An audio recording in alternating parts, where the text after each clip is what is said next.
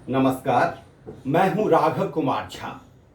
संसदीय लोकतंत्र हमारे आचार व्यवहार में इस तरह घुल मिल गया है कि जब हम आचरण को महिमा मंडित करना चाहते हैं तो उसे संसदीय आचरण का संबोधन देते हैं। मतलब हमारे लिए आचरण की श्रेष्ठता का पैमाना संसद के अंदर और बाहर सांसदों का व्यवहार है। पिछले 7 दशकों की संसदीय परंपरा में सांसदों के मर्यादित आचरण के ढेरों दृष्टांत हमें मिल जाएंगे। अब जरा भूत के आदर्श से निकलकर वर्तमान की रपटीली राहों पर आइए। संसद को लोकतंत्र का मंदिर बताने और इसके उच्च मानदंडों को हर कीमत पर बरकरार रखने की कस्में खाते हर राजनीतिक दल के नेता आपको दिख जाएंगे। लेकिन ये लोग कस्में शायद इसीलिए खाते हैं ताकि इन्हें आसानी से तोड़ सकें। ये मैं नहीं कह रहा, ये तो इनका संसदीय आचरण चीख चीख कर कह रहा है। संसद में शोर शराबा और इसके गलियारे में नारेबाजी और अध्यक्ष के आसन के पास हंगामा अब आम बात हो गई है। एक इस्राएली स्पाईवेयर के जरिए कुछ चुनिंदा लोगों की जासूसी के आरोपों से घिरी केंद्र सरकार के आईटी मिनिस्टर अश्विनी वैष्णव जब राज्यसभा में सरकार का पक्ष रखना चाहते हैं तो तृणमूल कांग्रेस के एक सांसद उनसे बयान की कॉपी छीनकर उसे फाड़ते हुए हवा में उछाल देते हैं। ऐसा लगता है कि यह दृश्य एक प्रौढ़ लोकतंत्र की संसद का ना होकर किसी अराजक पंचायत का हो, जहां लाठी वाले का भैंस पर कब्जा स्वयं सिद्ध होता है। और खास बात यह है कि इन माननीय सांसदों को अपने कृत्य पर कोई पछतावा नहीं होता।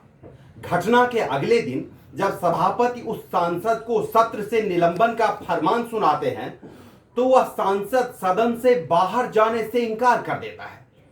नतीजतन सदन की कार्यवाही एक और दिन के लिए स्थगित हो जाती है। लेकिन असंसदीय आचरण का दोष हम सिर्फ विपक्षी सांसदों पर नहीं मढ़ सकते, सत्ता पक्ष के लोग भी इसमें पीछे नहीं हैं। कौन नहीं जानता कि कोविड की दूसरी लहर के दौरान मरीजों को ऑक्सीजन की भारी किल्लत का सामना करना पड़ा। अस्पतालों के बाहर जीवन और मौत के बीच संघर्ष करते मरीजों की कतार लगी रहती थी, लेकिन ऑक्सीजन की कमी के चलते अस्पताल उन्हें एडमिट नहीं कर रहे थे। कई अस्पतालों में तो ऑक्सीजन की कमी के चलते वहां भर्ती मरीजों ने दम तोड़ दिए।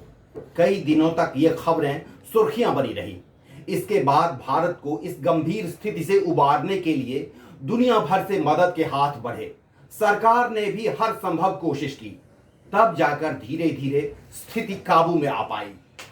कोरोना महामारी ने इस हकीकत को दुनिया के सामने उजागर कर दिया कि भारत में मेडिकल इंफ्रास्ट्रक्चर पर पिछले 70 सालों में अपेक्षित ध्यान नहीं दिया गया। बजाय इस कड़वी सच्चाई को स्वीकार करने के, सरकार के एक मंत्री संसद में इस बात से ही इनकार कर रहे हैं कि ऑक्सीजन की कमी की वजह से देश में कोई मौत हुई है, और अपनी खाल बचाने के लिए हवाला उन रिपोर्टों का दे रहे हैं जिन्हें राज्य सरकारों ने तैयार किया है।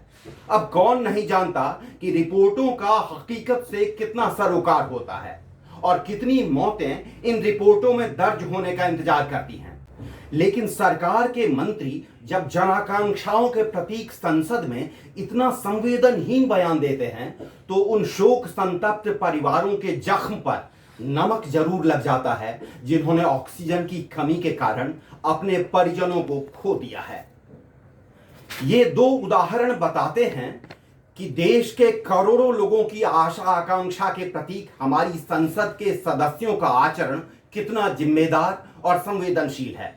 और ऐसे आचरण को अगर हम संसदीय आचरण कहकर विभूषित करेंगे तो शब्दकोश में संसदीय आचरण का हम चाहे जो अर्थ रखें, लेकिन जनमानस में यह अपनी गरिमा खो देगा और यह मर्यादित शब्द उस अर्थ का द्योतक हो जाएगा जो सभ्य भारतीय समाज कभी नहीं चाहेगा। विश्लेषण में आज इतना ही। नमस्कार।